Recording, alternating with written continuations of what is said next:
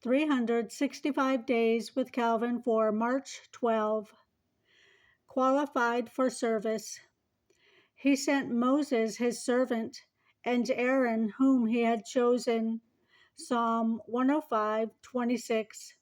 Suggested further reading, Psalm 77:11 through 20.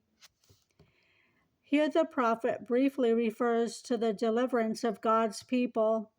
If the Egyptians of their own accord had allowed the people of Israel to leave Egypt, neither the service of Moses nor miracles of God would have been required. But God determined that his people should be delivered in such a way that denial of its author would be impossible. Moses is called his servant to teach us that he was not self-appointed to his office and that he attempted nothing by his own authority. Rather, as the minister of God, Moses executed the office with which he was entrusted. The same is true of Aaron, who is said to have been chosen. What is attributed in particular to each of these eminent men applies equally to both.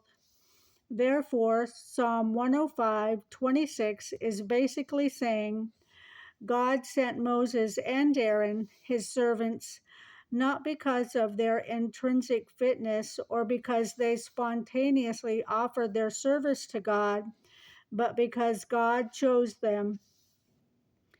This passage teaches us that those who are engaged in active and useful service for the church are not exclusively qualified for it by their own exertions or by their own talents, but are stirred by God to serve. Moses was a man of heroic virtue, but in himself he was nothing. Accordingly, the psalmist would say all that is accounted worthy of remembering in Moses as well as Aaron is to be ascribed to God alone. Whatever men do for the welfare of the church, they owe the power of doing so to God, who, of his free goodness, has been pleased thus to honor them. For meditation, this teaching goes against every natural inclination of our hearts.